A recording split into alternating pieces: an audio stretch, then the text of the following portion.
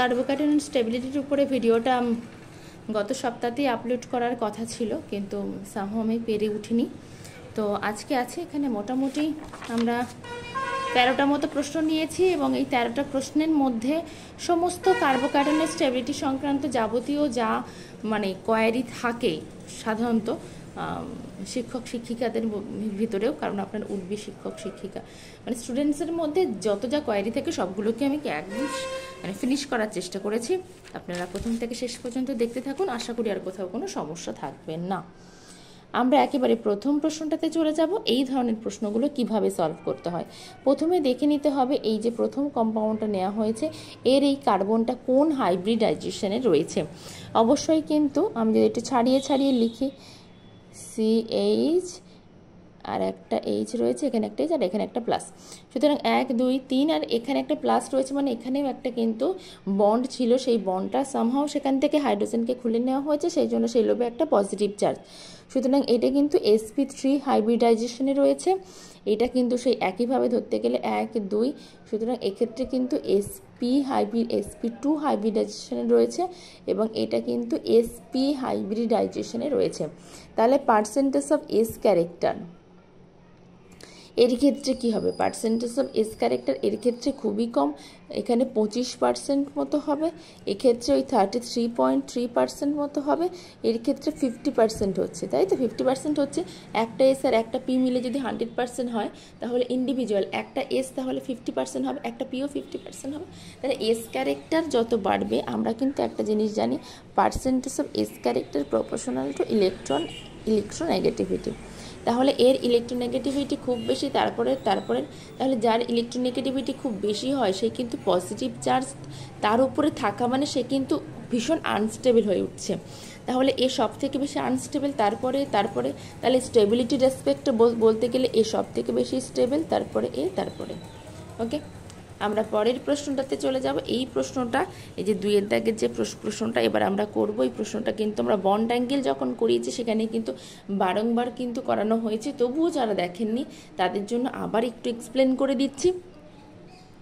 প্রথমটা কি রয়েছে? প্রথমটা এই কম্পাউন্ডটা নেওয়া হয়েছে, এখানে একটা পজিটিভ চার্জ রয়েছে। সেকেন্ড ক্ষেত্রে কিন্তু এই কম্পাউন্ড নেওয়া হয়েছে, এর একটা কোনায় পজিটিভ চার্জ দেওয়া হয়েছে, তারপরে একটা এই কম্পাউন্ড নেওয়া হয়েছে পজিটিভ চার্জ। এই ধরনের প্রশ্নগুলো সলভ করার ক্ষেত্রে আগে দেখে নিতে হবে প্রতিটা কার্বন কোন হাইব্রিডাইজেশনে রয়েছে। প্রতিটা কার্বন, এই কার্বনগুলো প্রতিটাই কিন্তু sp3-তে রয়েছে, এটাও sp3-তে রয়েছে, এও কিন্তু sp3-তে রয়েছে। sp3-তে বন্ড অ্যাঙ্গেল হয়ে যায় 109 ডিগ্রি 28 মিনিট, এটা হচ্ছে আইডিয়াল বন্ড অ্যাঙ্গেল। কিন্তু এর ক্ষেত্রে বন্ড অ্যাঙ্গেলটা কত হয়? এর ক্ষেত্রে হয়ে যায় 60 ডিগ্রি, এর ক্ষেত্রে হয়ে যায় 90 ডিগ্রি, এর ক্ষেত্রে হয়ে যায় 108 ডিগ্রি। সুতরাং বলা যেতে পারে যে এর ক্ষেত্রে ডেভিয়েশন খুব বেশি। ডেভিয়েশন কোনটা? এইটা থেকে এটা বাদ দিলেই যে একটা অ্যামাউন্ট পাওয়া যাবে সেটা ডেভিয়েশন, এইটা থেকে এটা বাদ দিলে যেটা বাজে সেটা এর ডেভিয়েশন, এটা থেকে এটা বাদ দিয়ে যেটা সেটা এর ডেভিয়েশন। একটা সিম্পল কথা মনে রাখতে হবে, যার ক্ষেত্রে ডেভিয়েশন যত বেশি হচ্ছে তার ক্ষেত্রে কিন্তু ইলেকট্রোনেগেটিভিটি তত বেশি। এর ক্ষেত্রে ডেভিয়েশন সব থেকে বেশি, তারপরে তাহলে এটা সব থেকে বেশি ইলেকট্রোনেগেটিভ, তারপরে এটা, তারপরে এটা। তাহলে এর উপরে পজিটিভ চার্জ সব থেকে আনস্টেবল, একটু আগে এখানে বললাম, তারপরে এটার উপর আনস্টেবল, তারপরে এটার উপর। তাহলে আমার স্টেবিলিটি অর্ডারটা কার্বোকার্বনের স্টেবিলিটি সব থেকে বেশি কার, এর সব থেকে বেশি স্টেবল, তারপরে এটা, তারপরে এটা ওকে। পরেরটা চলে যাব, ভীষণ একটা সহজ প্রশ্ন। এখানে কিন্তু আপনার হাইব্রিড মানে হাইপার কনজুগেশন দিয়েই হয়ে যাবে, প্লাস আই এফেক্ট এবং হাইপার কনজুগেশন। এখানে 3টে হাইপার কনজুগেবল হাইড্রোজেন রয়েছে, এক্ষেত্রে রয়েছে 6টা, এর ক্ষেত্রে রয়েছে 9টা। এবার হাইপার কনজুগেশন, তাহলে এটা সব থেকে বেশি স্টেবল, তারপরে এটা, তারপরে এটা। এবার হাইপার কনজুগেশন কীভাবেই করতে হয় যদি জানা না থাকে তাহলে ঝপ করে একটুখানি দেখে আসতে হবে হাইপার কনজুগেশনের ভিডিও ওকে। ভীষণ ছোট্ট একটা ভিডিও রয়েছে, মনে হয় 4 থেকে 5 মিনিটের, জব করে দেখে নিলে আপনার কনসেপ্টটাও কিন্তু ক্লিয়ার হবে। আমরা পরের প্রশ্নটাতে চলে যাব। 4 দাগ। এরকম যদি প্রশ্ন দেওয়া থাকে তাহলে ভীষণ সহজেই একই কনসেপ্ট দিয়ে হবে। দেখুন এই পর্যন্ত তো সবার একই, এই পর্যন্ত সবার একই, তাহলে বুঝতে হবে এবারে কার ক্ষেত্রে সব থেকে বেশি ইলেকট্রোনেগেটিভ। আমি একটু আগেই দেখলাম যত বেশি ডেভিয়েশন হচ্ছে তত বেশি ইলেকট্রোনেগেটিভ, এর ক্ষেত্রে ভীষণ ডেভিয়েশন, তারপরে এটা, তারপরে এটা, তারপরে এটা। সুতরাং স্টেবিলিটি রেসপেক্টে কিন্তু আমার ঠিক উল্টো হয়ে যাবে। ভীষণ সহজ প্রশ্নগুলো। আচ্ছা, তার পরের প্রশ্নটাতে আমরা চলে যাব। দেখুন প্রত্যেকটার ক্ষেত্রে এই পর্যন্ত বিষয়টা সেম, এই নিচের বিষয়টাতেই গন্ডগোল হয়েছে, ওই পর্যন্ত বিষয়টা সবার ক্ষেত্রেই সেম। হ্যাঁ, এবার সবার ক্ষেত্রে যদি সেম হয় তাহলে কি হবে, আমার সবসময় একটা জিনিস মাথায় রাখতে হবে যে এরকম রিং আর এরকম রিং এবং ওপেন চেন যখন হবে তখন ওপেন চেনের স্টেবিলিটি সব থেকে বেশি। যখন অ্যারোমেটিসিটি থাকছে সেই বিষয়গুলো আলাদা, সেগুলোকে বাদ দিচ্ছি। নর্মালি এরকম রিং এবং ওপেন চেনের ক্ষেত্রে ওপেন চেনের স্টেবিলিটি বেশি, কারণ যখন রিং হয়েছে তার মধ্যে একটা অ্যাঙ্গেল স্ট্রেন, একটা মারপিট, এক ধরনের শক্তি, হ্যাঁ, কম বেশির ব্যাপারটা থাকছে, অ্যাঙ্গেল স্ট্রেনের ব্যাপার থাকছে। সেই হিসাবে এ চলে যাবে সবার আগে। একে যদি আমি 1 নাম্বার, একে যদি আমি 2 নাম্বার, একে 3 এবং একে যদি আমি 4 দিই, তাহলে আমার কিন্তু স্টেবিলিটির রেসপেক্টে 3 কিন্তু সবার আগে চলে আসবে। তারপরে কার ক্ষেত্রে কি হবে, আমরা একটু আগে দেখেছি যে এই বাবুজি এনার কিন্তু ইলেকট্রোনেগেটিভিটি খুব বেশি, তাহলে এর সঙ্গে পজিটিভ জড়িয়ে থাকলে সেটা কিন্তু অনেক বেশি আনস্টেবল। আর এটা তারপরে আনস্টেবল, তারপরে এটা, সুতরাং তারপরে হয়ে যাবে আমার 1, তারপরে হয়ে যাবে 2 এবং সবার লাস্ট হয়ে যাবে কিন্তু 4। ওকে, এটাই হচ্ছে ফাইনাল হয়ে যাবে আপনার উত্তর। আমরা তারপরেরটাতে চলে যাব। তারপরে এই কম্পাউন্ডার রয়েছে, এই কম্পাউন্ডের ক্ষেত্রে আমরা উত্তর কীভাবে করব। আচ্ছা, একটুখানি করে দেখাই, নইলে একেবারে ওকে, এখানে একটু করি। যেমন এই কম্পাউন্ডের ক্ষেত্রে MEO, এটা পজিটিভ চার্জ, দেন এর উপরে লোন পেয়ার রয়েছে, সুতরাং কিন্তু কিন্তু ইচ্ছা করলে রেজোন্যান্স করতে পারে যদি পজিটিভ চার্জটা পাশেই থাকে, কিন্তু এক্ষেত্রে কি পাশে আছে, নেই, তাহলে এর ক্ষেত্রে কিন্তু রেজোন্যান্স সম্ভব হচ্ছে না। শুধুমাত্র এর আচ্ছা, এটা যদি অ্যাক্টিভ সেন্টার হয় তাহলে এখানে 3টে, এখানে 3টে, 6টা, আর এখানে 2টো হাইড্রোজেন, মানে 8টা, 8 আলফা হাইড্রোজেন। তাহলে এর 8টা আলফা হাইড্রোজেন রয়েছে যারা কিনা হাইপার কনজুগেশন করতে পারে। আমরা সেকেন্ডটাতে চলে যাব। এটাকে যদি আমি 1 নাম্বার দিই, এটাকে 2 নাম্বার দিই, এটাকে 3 নাম্বার দিই, তাহলে এটা 1 নাম্বারের ক্ষেত্রে শুধুমাত্র হাইপার কনজুগেশন রয়েছে। আমরা 2 নাম্বারের ক্ষেত্রে চলে যাব। MEO পজিটিভ, এক্ষেত্রে কিন্তু কি রয়েছে, এখানে কিন্তু এই বন্ডটা এখানে আসতে পারে, এখানে খানিকটা রেজোন্যান্স রয়েছে, প্লাস রয়েছে হাইপার কনজুগেশন, 3টে 6টা, 6 আলফা হাইড্রোজেন। ওকে, তার মানে এর থেকে একটু এগিয়ে থাকছে। এবার 3 নাম্বারটা আমরা দেখব। 3 নাম্বারটাতে কি রয়েছে, MEO প্লাস। এর ক্ষেত্রে কিন্তু অক্সিজেনের লোন পেয়ার ডাইরেক্ট মানে রেজোন্যান্স করছে, প্লাস রয়েছে 6টা আলফা হাইড্রোজেন, ঠিক তো, 6টা রয়েছে আলফা হাইড্রোজেন। তাহলে আমাকে এবার করতে হবে, সবার আগে আমরা বুঝতে পারছি 1 কিন্তু সবার লাস্টে চলে যাবে, কারণ ওক্ষেত্রে কিন্তু ওখানে রেজোন্যান্স নেই, কিন্তু এদের আগে আগে কে বসবে। আচ্ছা, এইখানে একটা ডবল বন্ড রয়েছে, আর এখানে অক্সিজেনের লোন পেয়ার ডাইরেক্ট দিচ্ছে, সুতরাং এ সবার আগে চলে আসবে। অক্সিজেনের লোন পেয়ারের কিন্তু দেওয়ার ক্ষমতাটা অনেক বেশি। ওকে, আর এ কিন্তু অলরেডি একটা বন্ড ফর্ম করে রয়েছে, সেই বন্ডটা ভেঙে আসতে হবে, সেখানে আমার যথেষ্ট বেশি এনার্জি প্রোভাইড করতে হবে, কিন্তু এর লোন পেয়ার এমনিই আছে, সে কিন্তু দ্রুত চলে আসতে পারবে। সুতরাং কী হবে, কি বললাম, এটা সবার আগে চলে যাবে। তাহলে 1 তো সবার লাস্টে ছিল। আচ্ছা, ভালো করে লিখে একটু, তাহলে সুবিধা হবে। তাহলে 3 সবার আগে যাবে, তারপরে 2 আসবে, আর 1কে তো আমি বলেইছিলাম সবার লাস্টে থাকতে। সুতরাং এটা হয়ে যাবে কিন্তু এর স্টেবিলিটি অর্ডার। ওকে, আমরা তার পরেরটার ক্ষেত্রে চলে যাচ্ছি। তার পরেরটাতে কি আছে, সাথে হাতের দাগ, একটু দেখুন, আপনারা করতে থাকুন। আচ্ছা, পৃষ্ঠা ওকে, এবার আমি হেল্প করি খানিকটা। আচ্ছা, এই ধরনের প্রশ্ন দেখুন, এই পর্যন্ত কিন্তু সব সেম। তাহলে আমাদের এদের কিছু এমন গন্ডগোল হলো যার রেসপেক্টে কিন্তু স্টেবিলিটি অর্ডার -i এফেক্ট দেখতে হবে, -i এফেক্টগুলো দেখতে হবে। -i এফেক্ট ক্লোরিনের সব থেকে বেশি এইগুলোর ভিতরে, তারপরে কিন্তু অক্সিজেন, কারণ অক্সিজেন বেশি ইলেকট্রোনেগেটিভ, তারপরে কিন্তু NH2 বেশি ইলেকট্রোনেগেটিভ, তারপরে CH3।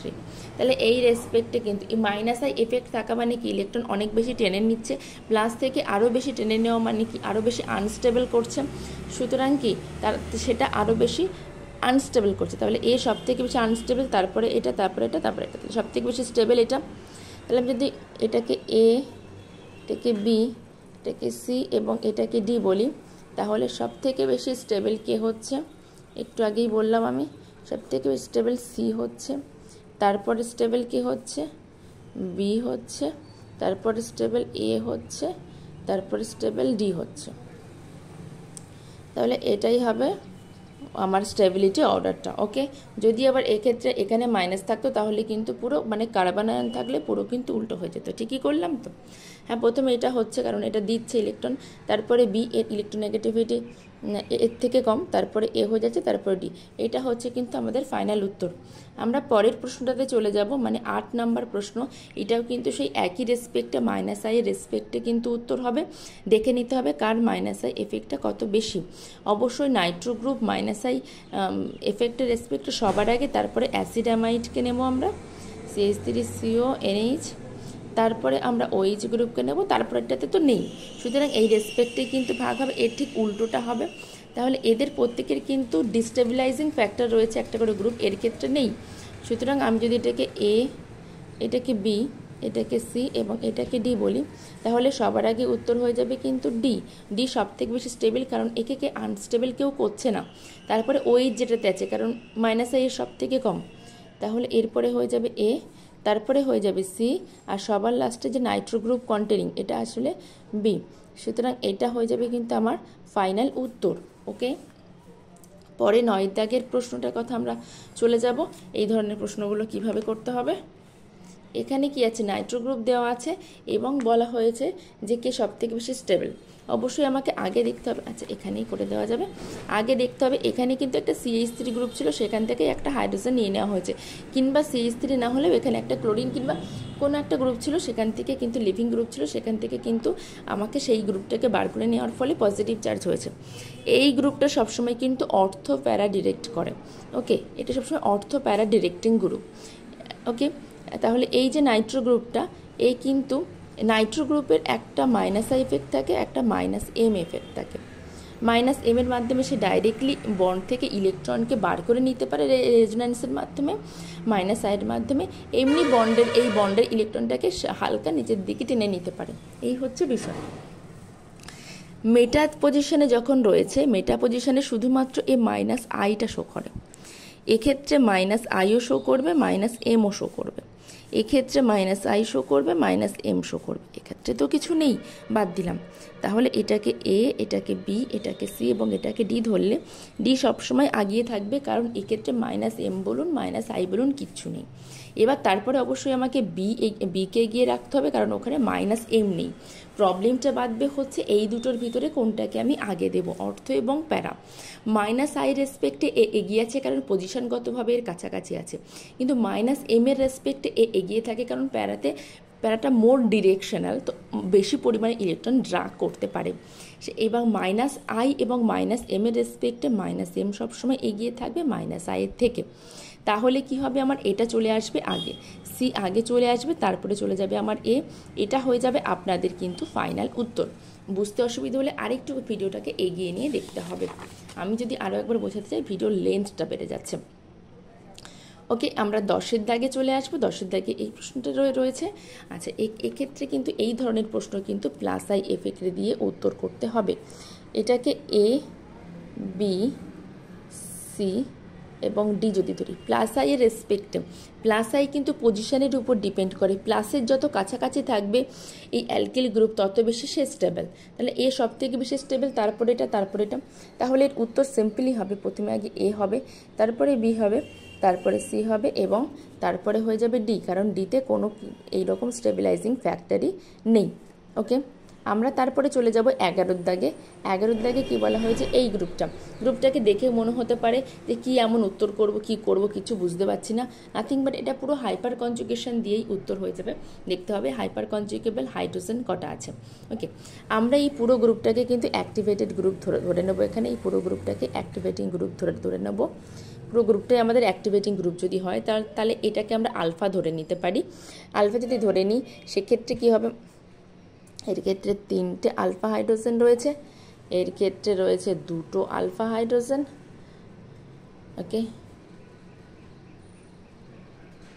আচ্ছা এর ক্ষেত্রে, আচ্ছা সরি আমরা এক্ষেত্রে আলফা হাইড্রোজেন দিয়ে কিন্তু উত্তর করতে গেলে একটু ভুল হয়ে যাচ্ছে, কারণ আলফা হাইড্রোজেন এর ক্ষেত্রে অনেক বেশি, এটা আমরা প্লাস আই দিয়ে করি, সব থেকে বেশি সুবিধা হবে, কারণ এর উত্তরটা তো এক্সপেরিমেন্টালি জানি। আচ্ছা ওকে, কেমিস্ট্রি বেশিরভাগ ক্ষেত্রে কিন্তু আমাদের যেটা আমি বার করছি তার সঙ্গে কিন্তু এক্সপেরিমেন্টাল ভ্যালুগুলো অনেক সময় মেলে না, সেই জন্য এক্সপেরিমেন্টাল ভ্যালুগুলোকে ধরে নিয়ে আমাকে উত্তরটা সেইভাবে সাজাতে হয়। ওকে, আমার এক্সপেরিমেন্টাল ভ্যালু অনুযায়ী সবথেকে বেশি স্টেবল হওয়া উচিত আইসোবিউটাইল ডি, তারপরে হওয়া উচিত আইসোপ্রোপাইল, তারপরে অ্যালকিল, এবং তারপরে সর্বলাস্ট হওয়া উচিত এইটা। সুতরাং এইটাকে আমাকে মনে রাখার জন্য আমি কি ধরনের উত্তর করতে পারি? অবশ্যই এখানে হাইপার কনজুগেশন দিয়ে করলে এখানে সব থেকে কম হাইড্রোজেন হয়ে যাচ্ছে, সেক্ষেত্রে উল্টো হয়ে যায়, তাহলে plus I effect is the fittest answer. Plus I effect দিয়ে করলে কি এর অনেকগুলো অ্যালকিল গ্রুপ অনেক বেশি পরিমাণে ইলেকট্রন একে দিতে পারছে, এর ক্ষেত্রে কম, এর ক্ষেত্রে আরও কম, এর ক্ষেত্রে আরও কম। ওকে, তাহলে এটা কিন্তু আমাকে প্লাস আই দিয়ে করলে তবেই আমার কিন্তু মনে রাখার সুবিধা হচ্ছে। ওকে, তাহলে সেটা দিয়ে মনে রাখবেন, সুবিধা। আচ্ছা, বারোর দাগে কিন্তু দেখা যাচ্ছে এখানে এই ধরনের। ওকে, এখানে কিন্তু আমাকে দেখতে হবে এখানে ক্লোরিনের কি আছে, ক্লোরিনের কিন্তু একটা মাইনাস আই এফেক্ট রয়েছে, সুতরাং ক্লোরিনের কাছাকাছি যে প্লাসটা থাকবে সে কিন্তু অনেক বেশি আনস্টেবল হবে, কিন্তু অক্সিজেনের সেক্ষেত্রে একটা প্লাস এমও রয়েছে, যেটা এটা কিন্তু দেয়, মাইনাস আইও আছে প্লাস এমও আছে, সেক্ষেত্রে কিন্তু প্লাস এম দিয়েও সহজে দিতে পারবে। ওকে, তাহলে আমরা দেখে নেব কোন, আচ্ছা এটাকে এ, এটাকে বি, সি এবং ডি করে দিই, এবং অক্সিজেনের একদম উপরে যদি পজিটিভ থাকে সেটাও কিন্তু যথেষ্ট আনস্টেবল, কারণ অক্সিজেন কিন্তু ইলেকট্রোনেগেটিভ, এইভাবেই উত্তরটা আমাকে করতে হবে। তাহলে দেখতে হবে যে দুটো থেকেই সেফ ডিস্টেন্সে কোথায় রয়েছে চার্জ। দেখুন, এটা থেকে যদি আমি এখানে দিই সেক্ষেত্রে ইলেকট্রন এদিকে যেতে পারছে না, সব থেকে বেশি আনস্টেবলকে আমরা আগে খুঁজে বার করি। সব থেকে বেশি আনস্টেবল এখানে আমি দেখতে পাচ্ছি বি, সব থেকে বেশি আনস্টেবল হচ্ছে বি, কারণ এখানে বি একটা ইলেকট্রোনেগেটিভ, তার উপরে একটা পজিটিভ চার্জ রয়েছে, কি আমি করে দিলাম আনস্টেবল।